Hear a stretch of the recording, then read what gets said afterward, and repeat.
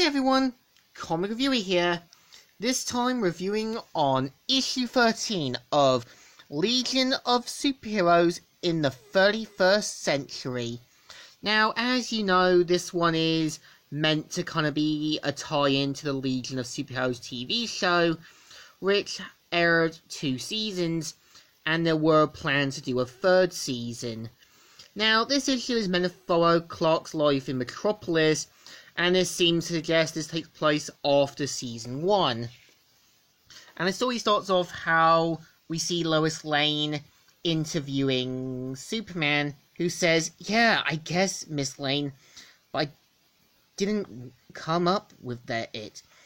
I mean, it just kind of got out there, and people started calling me that. Please, call me Lois. I'm sorry, I didn't mean to embarrass you." And so we see how Superman mentions about like where he's from, how he's basically got his powers, and how his father used to call him stronger than a locomotive, which Lois finds a bit ridiculous as no one uses that term anymore. But Clark sees the fire and goes out as Superman, saying, "This looks like a job for Superman."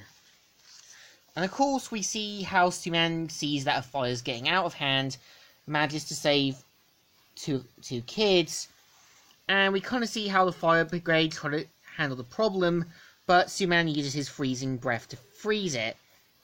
And we see how Lois asks about all the other abilities, as well as his freeze breath.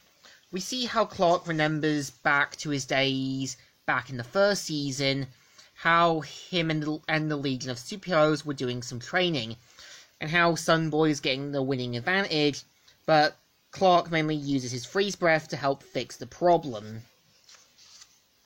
And of course we see how Brainiac 5 helps Clark to use his powers to little to no avail, and basically ending up screwing up a little bit.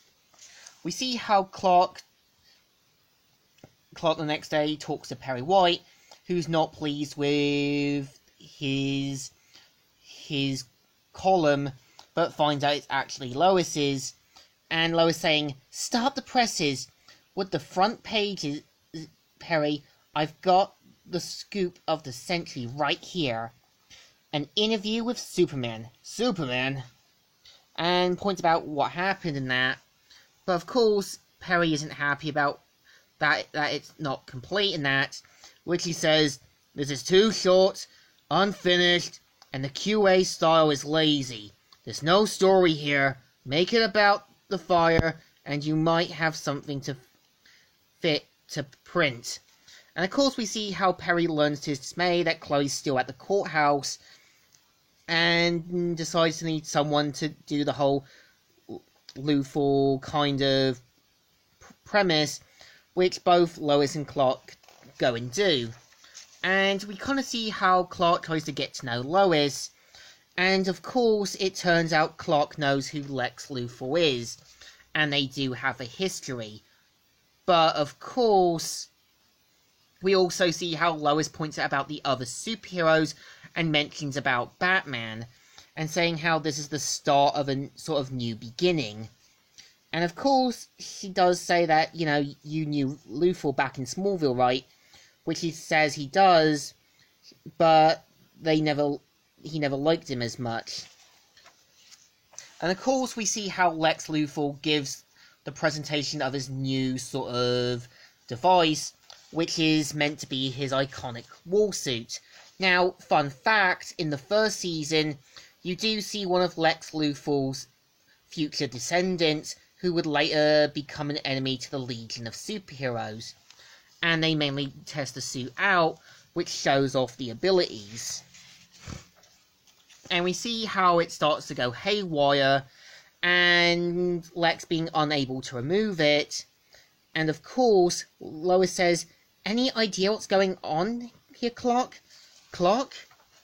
And of course, mainly shows up as Superman to help deal with the problem, and manages to take down Lex's wall suit, but the wall suit getting the advantage. We see how back during the events of the first season, how Clark is amazed by Brainiac's words about how Luthor was able to build an empire and that. But Brainiac 5 decides to give him some advice on be careful of Luthor and him knowing the potential consequences. So we see how Clark dismantles the suit, but decides to thank him, and says, next time indeed. We see how Brainiac 5 is in his kind of Brainiac-like form, checking on the files, and knowing full well the future in hand. And this is the story. So issue 13 is pretty good. It gives you a time to see Clark's life in Metropolis, and we kind of see how he's in a different environment. And this is meant to take place in between Season 1 and 2, as Season 2 did brought back Clark, but as a much older version. So I think this issue deserves a thumbs up. Still good, and still alright. So, Comic Reviewer here, signing out.